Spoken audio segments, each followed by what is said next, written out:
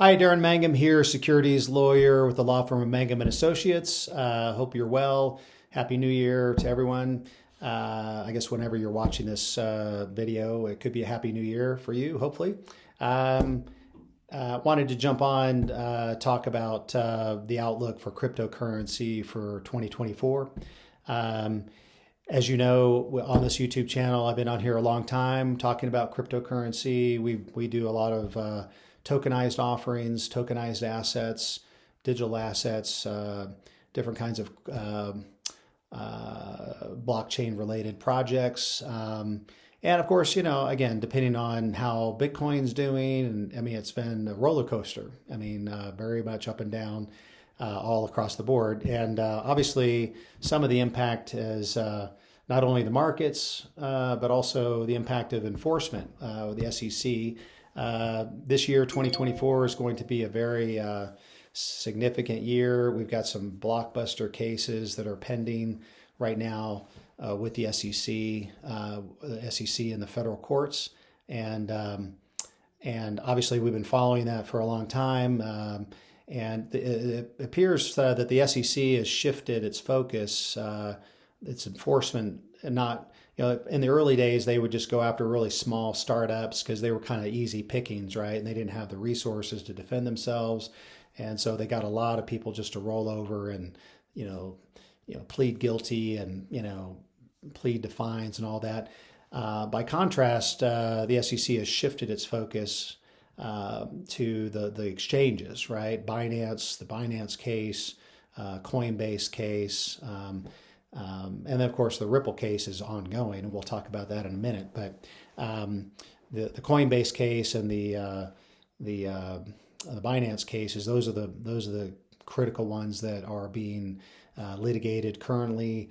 The difference here is that Coinbase and Binance both have significant resources to fight the SEC, especially Coinbase. Seems like Binance, they're obviously taking a different approach, more of a conciliatory approach. The CEO of Binance just stepped down. They're trying to make, I think, and in fact, they're pleading guilt. He pled guilty to some criminal charges, and it's got not a very pretty picture. Whereas Coinbase, I think, has the definite the leg up on. They haven't rolled over, right? In fact, they very very much have taken both a kind of an olive branch and a stick kind of approach to the whole matter, right? They still are, have sort of an olive branch out there saying, hey, we would like to have the SEC write rules associated with crypto exchanges, special rules that would, carve out a special regulatory scheme for crypto exchanges that's a very bright line rule. SEC is declined to do so. In fact, Coinbase has brought another case against the SEC for basically failing in their duty as a regulator to give clear rules, and clear guidance. SEC keeps on coming back and saying, well, no, that we already have the rules, we already have jurisdiction. We're not going to make special rules for you just because you're a different asset class, right?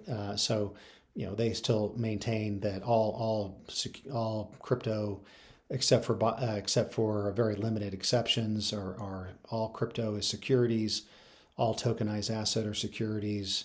Therefore, we have jurisdiction, right? So that's what they're holding the line on, right?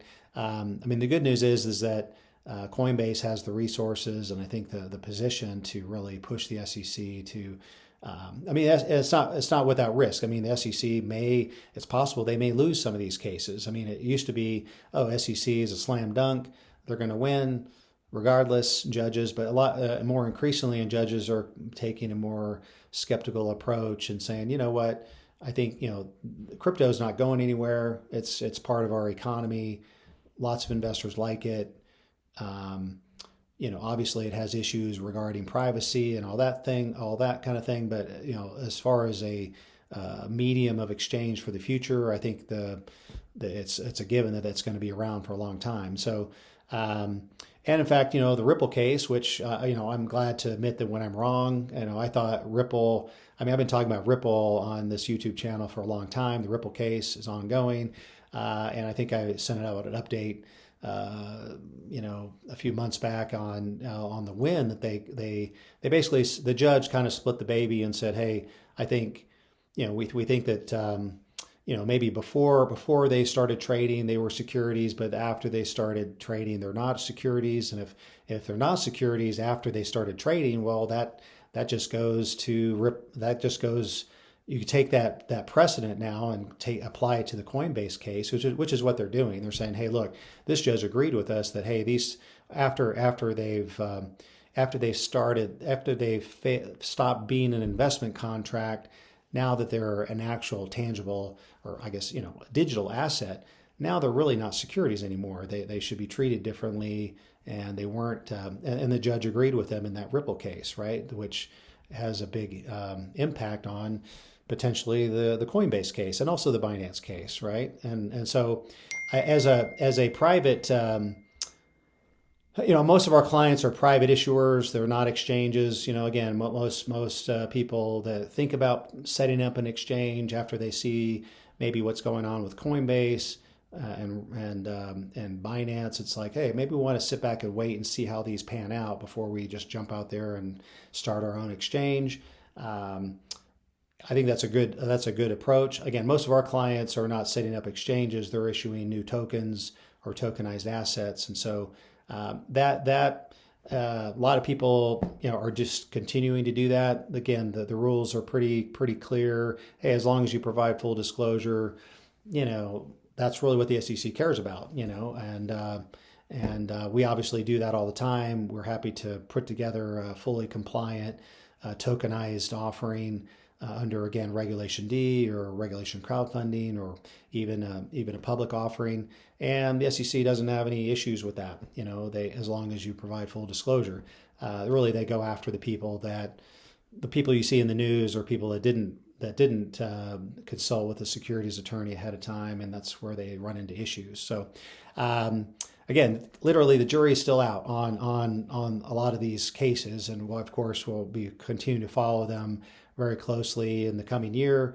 If you have a tokenized asset type project that you're working on, we're certainly glad to hop on a free call to discuss what your goals are. And obviously, we want to make sure that you're 100% compliant, and that and that way you don't have to worry about it. You don't have to worry about SEC coming in, raining on your parade and ruining your project even before it gets off the ground. So, we're glad to help consult on those type of things. So, anyway, yeah, it's buckle up. It should be fun to watch this pan out.